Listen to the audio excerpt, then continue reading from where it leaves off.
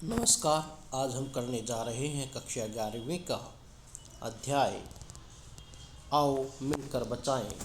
कविता लेखिका हैं निर्मला पुतुल। पाठ्यपुस्तक के प्रश्न उत्तर जो कविता में महत्वपूर्ण है। प्रश्न नंबर 1 करते हैं। माटी का रंग प्रयोग करते हुए किस बात की ओर संकेत किया गया है? कहने का अभिप्राय है कि जो माटी का रंग शब्द का प्रयोग किया गया है उस बात का क्या संकेत है या क्या कहना चाहती है कवियत्री? उत्तर: कवियत्री माटी का रंग प्रयोग करके स्थानीय विशेषताओं को उजागर करना चाहा है। संथाल परगना के लोगों के जुझारूपन, अक्कड़पन, नाच गान, सरलता आदि विशेषताएं जमीन से जुड़ी हैं। कवियत्री चाहती है कि आधुनिकता के चक्कर में हम अपनी संस्कृति को हीन न समझें।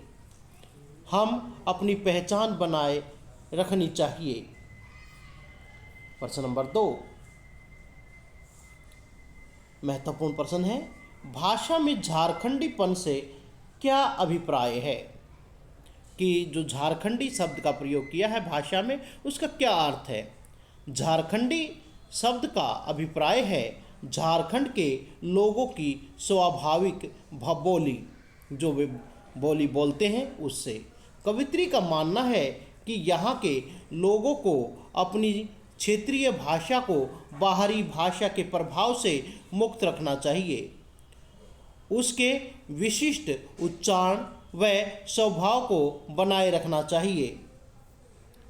प्रश्न नंबर 3 दिल में भोलेपन के साथ साथ अक्खड़पन और जुझारूपन को भी बचाने की आवश्यकता पर क्यों बल दिया गया है? उत्तर: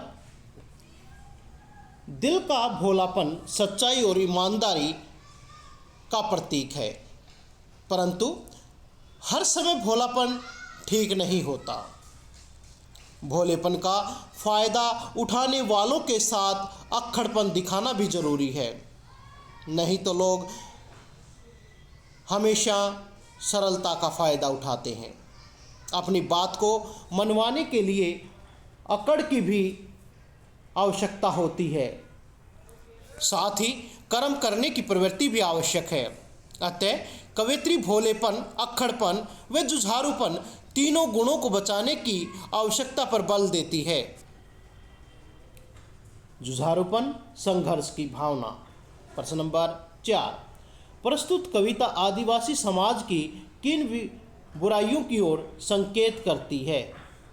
उत्तर: कविता में प्रकृति के विनाश एवं विस्थापन के कठिन दौर के साथ साथ संथाली समाज की अशिक्षा, कुरीतियों और समाज की ओर बढ़ते झुकाव को भी व्यक्त कर रही है, जिससे पूरी की पूरी बस्तियां डूबती जा रही हैं।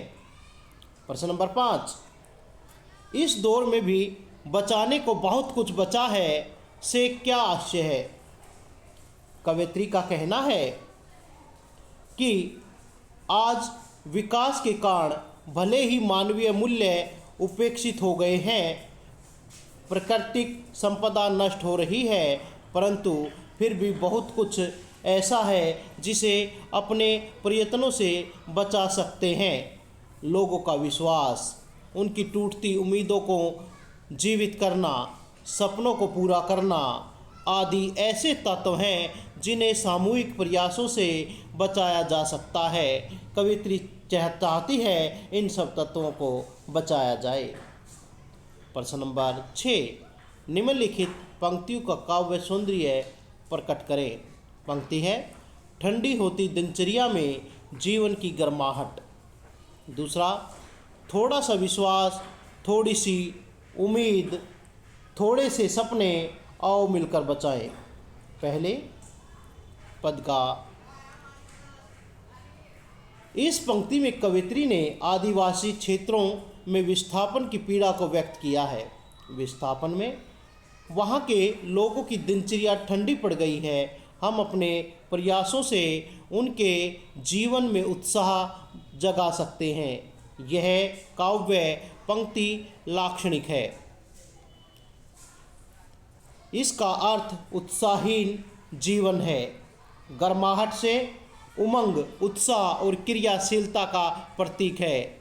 इन प्रतीकों से अर्थ गंभीर्य आया है, शांत रस का विद्यमान है, आतुकांत अभिव्यक्ति है। दूसरा, इस अंश में कवयित्री अपने प्रयासों से लोगों की उम्मीदें, विश्वास और सपनों को जीवित रखना चाहती है। समाज में बढ़ते अविश्वास के कारण व्यक्ति का विश्वास रुक सा गया है। वह सभी लोगों से मिलकर प्रयास करने का आह्वान करता है। उसका स्वर आशावादी है। थोड़ा सा, थोड़ी सी, वे थोड़े से, तीनों प्रयोग एक ही अर्थ के वाहक हैं। अतः अनुप्रास अलंकार है।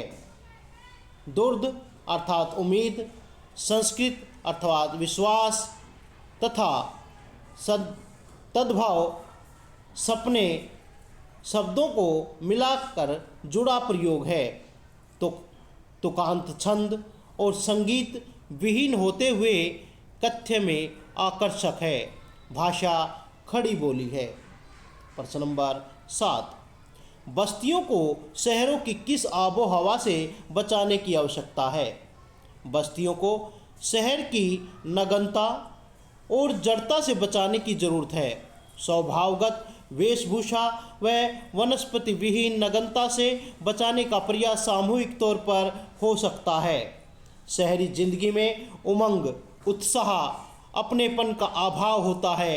शहर के लोग अलगाव भरी जिंदगी व्यतीत करते हैं। उनका कोई सगा संबंधी या साथी समय पर काम नहीं आता। आदिवासी समाज की वर्तमान स्थिति पर टिप्पणी करें। उत्तर, आदिवासी समाज आज स्वयं को आधुनिक बनाने के चक्कर में अपनी मौलिकता खो रहा है। स्वयं को पिछड़ा मानकर हीन भावना से ग्रस्त वे अपनी धरती की गंध भूलते जा रहे हैं। पर आज भी वहाँ शिक्षा और कुरीतियों के कारण पीढ़ियाँ बिगड़ रही हैं। धन्यवाद। इस प्रकार से आपका अध्याय के प्रश्न उत्तर समाप्त होते हैं। लाइक और सब्सक्राइब बटन अवश्य दबाएं। धन्यवाद।